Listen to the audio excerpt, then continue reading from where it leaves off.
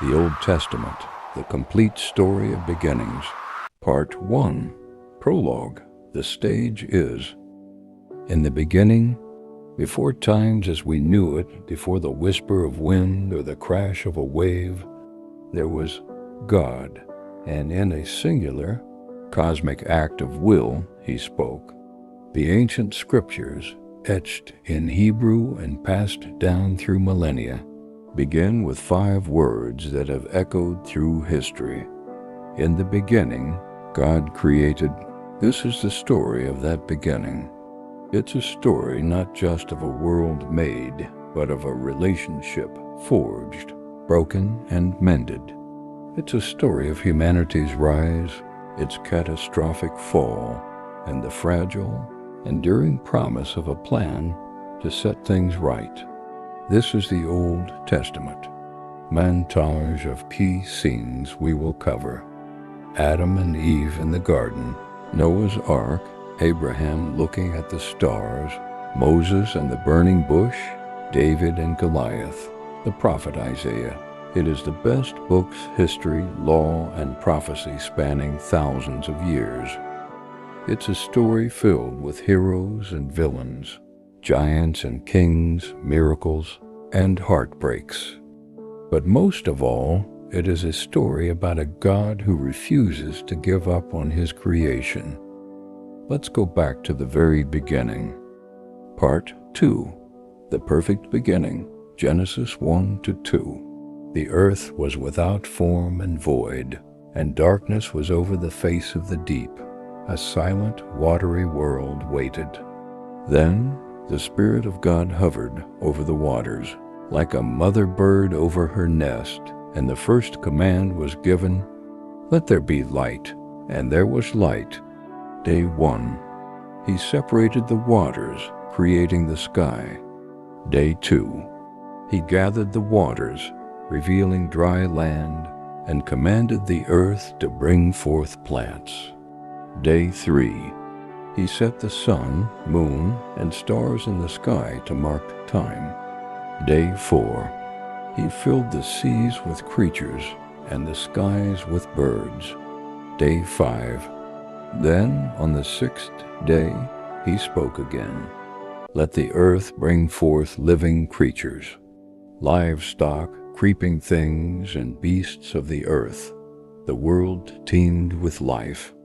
But God's masterpiece was yet to come. God formed a man from the dust of the ground, and then he did something he had done for no other part of creation. He breathed into the man's nostrils the breath of life. The man, Adam, became a living soul.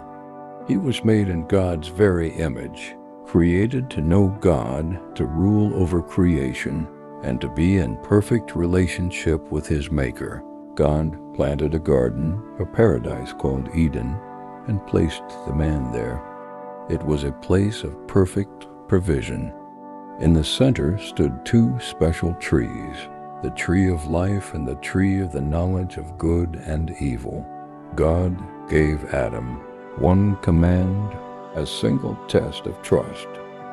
You may surely eat of every tree of the garden, but of the tree of the knowledge of good and evil you shall not eat.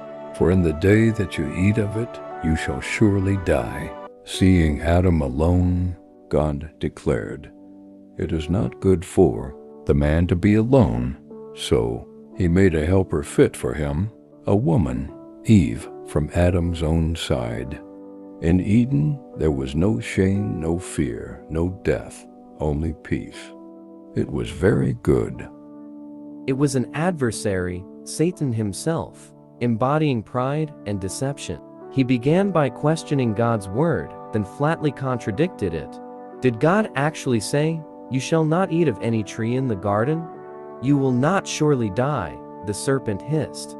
"For God knows that when you eat of it, your eyes will be opened, and you will be like God, knowing good and evil." He began by questioning God's word, then flatly contradicted it. "You will not surely die," the serpent hissed. "For God knows that when you eat of it, your eyes will be opened, and you will be like God, knowing good and evil." The woman saw that the fruit was good for food, a delight to the eyes, and desired to make one wise. So she takes it, and she gives it to Adam, and in that moment, the lights go out. The first thing they feel is shame. They've never felt it before. They look at each other and realize they're naked. I heard the sound of you in the garden, and I was afraid, Adam confessed. The relationship of trust was shattered. In that single moment, everything changed. The consequences were severe, but within that curse, he planted the very first promise of hope, a proto-evangelium, the first gospel. To the serpent, God declared perpetual enmity. He said to the serpent, I will put enmity between you and the woman, and between your offspring and her offspring. He shall bruise your head, and you shall bruise his heel. The implied death of an animal to cover their shame is a somber moment. They are then led out of the garden, cherubim with a flaming sword blocking the way back. To cover their shame, an animal had to die, a foreshadowing of the ultimate sacrifice to come. Then, to prevent them from eating from the tree of life and living forever in their broken state, God banished them from east of Eden. The fracture deepened with their first children, Cain, a farmer, and Abel, a shepherd. Both brought offerings to God. God looked with favor on Abel's faithful offering, but not on Cain's. Blinded by jealousy and rage, Cain lured his brother into a field and killed him. The first murder, am I my brother's keeper? Cain infamously asked God. The answer, then and now, is a resounding yes. Part 4. A world undone and a covenant kept. Genesis 6-9. As humanity multiplied, so did its wickedness. The Bible says every intention of the thoughts of man's heart was only evil continually. The earth was filled with violence. It had become a cancer, and God's heart was filled with pain. But one man found favor in the eyes of the Lord.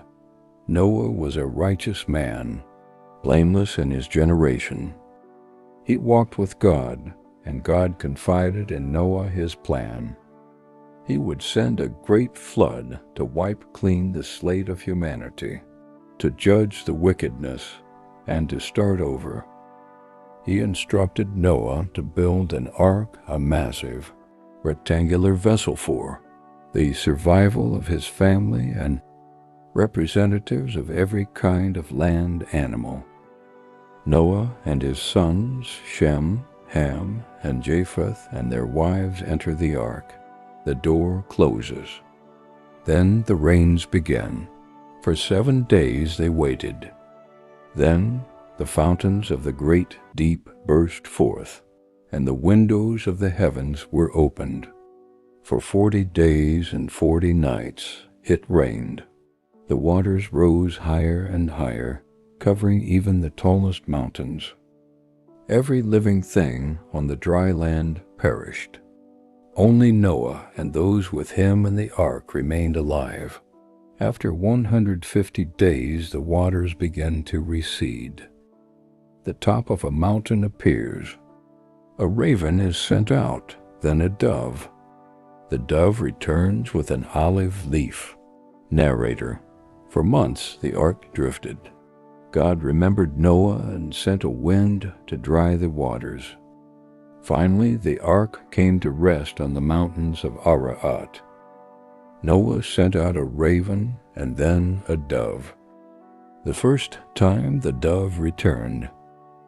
The second time it came back with a freshly plucked olive leaf, a sign of new life. The third time it didn't return. The earth was dry. They built an altar and worshiped God. Noah, his family, and the animals stepped out onto a new world. The first thing Noah did was build an altar and worship. God was pleased with the sacrifice, and he made a solemn promise, a covenant with Noah and with all of creation. Never again would he destroy every living creature with a flood. Spanning from one horizon to the other, I have set my bow in the cloud, God said. And it shall be a sign of the covenant between me and the earth. The rainbow, a weapon of war hung up in the sky, became a symbol of God's mercy and peace. A new chapter for humanity began. The father of a nation, Genesis 12-25. Humanity, once again, disobeyed, trying to make a name for itself. Tower of Babel, God scattered them by confusing their language. From this scattered mass, God chose to call one man. His name was Abram, from Ur of the Chaldeans. God decides to start over with one man. His name is Abram. He's old. His wife, Sarai. They have no kids, and God walks up to him and says, "Leave your father's house to the land that I will show you," God commanded. God led him to the land of Canaan, promising it to his offspring forever. "And I will make of you a great nation, and I will bless you and make your name great, so that you will be a blessing. In you, all the families of the earth shall be blessed." And his nephew Lot, packing up their lives and beginning a long journey. He was 75 years old. They arrive in the land of Canaan. By faith, Abram went, not knowing where he was going. But there was one massive problem. Sarai, his wife, was barren. How could he become a great nation with no child? God took Abram outside and said, "Look toward heaven and number the stars. If you are able to number them, then," he said, "so shall your offspring be." And the most profound statement in the Old Testament is recorded. And Abram believed the Lord, and he counted it to him as righteousness. He was made right with God, not by works, but by faith. A formal ceremony where animals are cut in two, and God, represented by a smoking fire pot. God formalized this promise with a covenant, a binding agreement. He promised Abram the land. He changed Abram's name to Abraham, father of a multitude, and Sarai's to Sarah, princess. He gave them the sign of circumcision. Years passed. Abraham was 99, Sarah 90. Then, 3 mysterious visitors came to Abraham's tent. They repeated the promise, "I will surely return to you about this time next year. And Sarah, your wife, shall have a son." Sarah, listening from the tent, laughed to herself. But the Lord said, "Is anything too hard for the Lord?" The next year, the promise was fulfilled. But then, God gave a command that seemed unthinkable. Isaac was born. Laughter filled their tent. It was a miracle. "Abraham, take your son, your only son, Isaac, whom you love," God said, "and go to the land of Moriah, and offer him there, as a burnt offering on one of the mountains of which I shall tell you."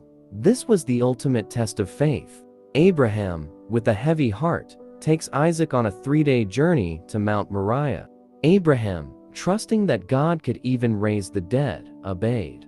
As he raised the knife, the angel of the Lord called out, "Do not lay your hand on the boy, for now I know that you, fear God, seeing have not withheld your son, your only son, from me." The promises God made to Abraham are multifaceted and far-reaching. One of the most significant. From Isaac comes Jacob. Jacob wrestles with God and gets a new name, Israel.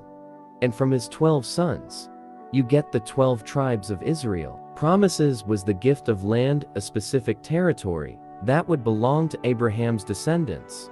God also promised that Abraham would have numerous descendants, a multitude of nations that would emerge from his lineage. Furthermore, God vowed to make Abraham's name great, ensuring that he would be blessed. This promise was not limited to the Jewish people, but extended to every nation on earth, and revered by people everywhere. And perhaps, most remarkably, God declared that through Abraham, all nations would be blessed.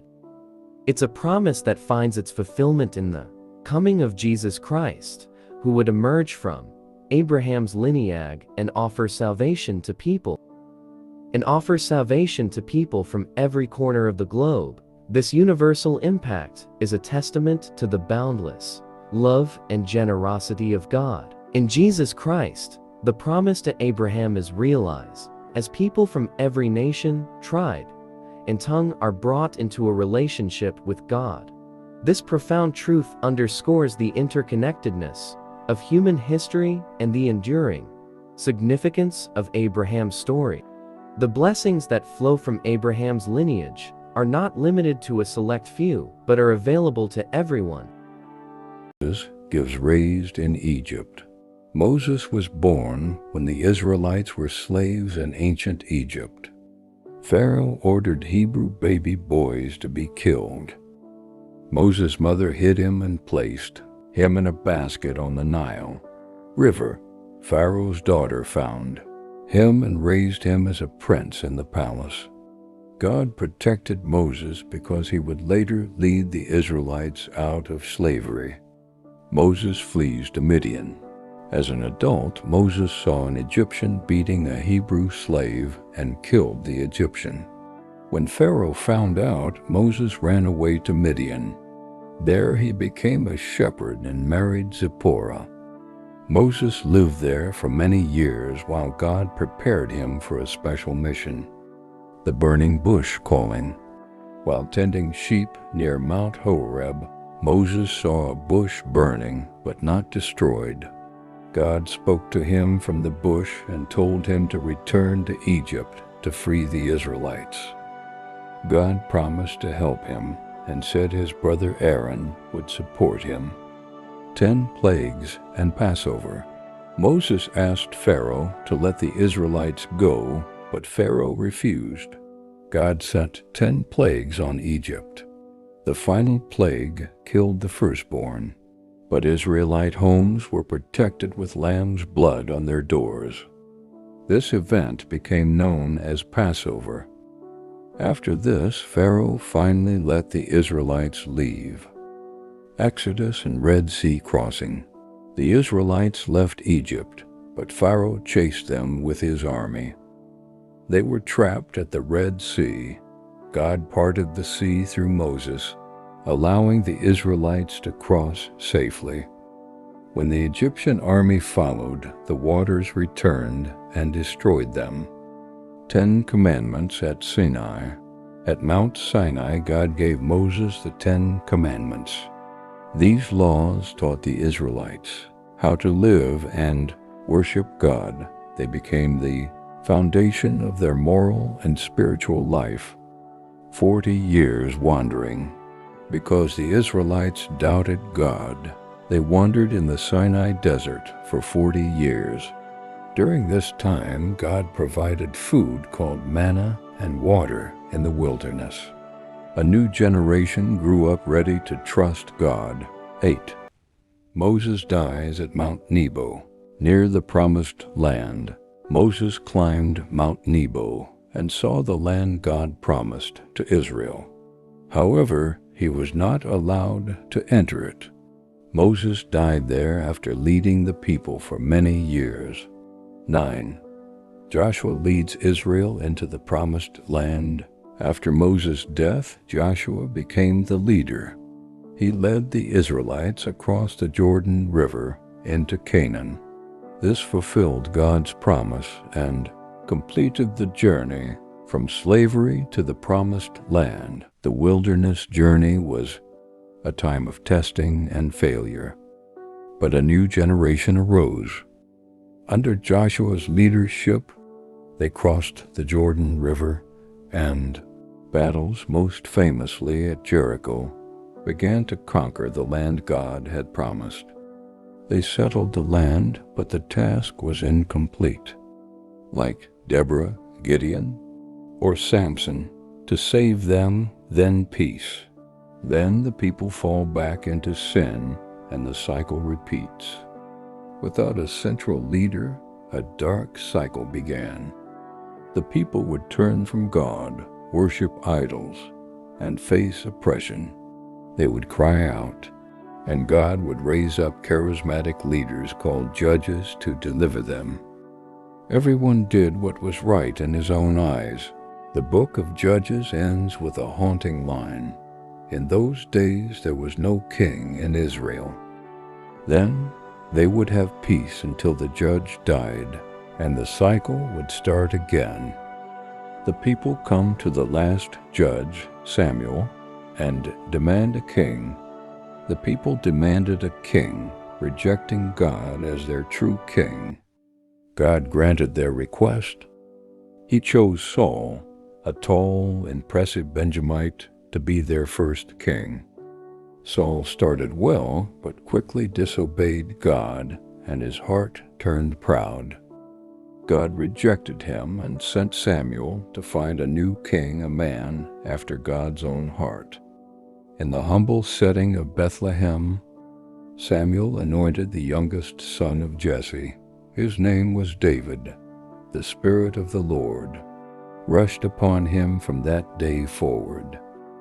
The Philistine champion, Goliath, defied the armies of God. All of Israel, including King Saul, cowered in fear. Then comes David, a shepherd boy with a heart. But David, filled with faith, saw the giant not as an insurmountable foe, but as an enemy of the living God. With a single stone, he felled the giant and cut off his head. Israel was saved. David became a national hero. King David. David's life was a mixture of profound faith and tragic. His terrible sin with Bathsheba, failure including, and the murder of her husband. Yet, when confronted, he repented deeply. He became Israel's greatest king, and God made him an astounding promise that his throne would be established forever, and that one of his own descendants would reign eternally. A messianic promise. David's son, Solomon, built the temple, a glorious house for God. Israel reached its golden age of peace and prosperity, was turned away by his many foreign wives, but Solomon's heart in his old age, and he allowed idolatry into the heart of the nation and the earth. But Solomon turns away from God. The kingdom splits in two. Everyone else has one. It's a mess. God sends prophets Isaiah, Jeremiah, Ezekiel. They warn of judgment, but also speak of hope. Isaiah says, "A virgin will conceive and bear a son." Jeremiah talks about a new covenant. Ezekiel sees a valley of dry bones, coming back to life. But then silence. For 400 years, God doesn't speak. No prophets, no miracles, just silence. Imagine waiting for a promise for 400 years. Would you still believe?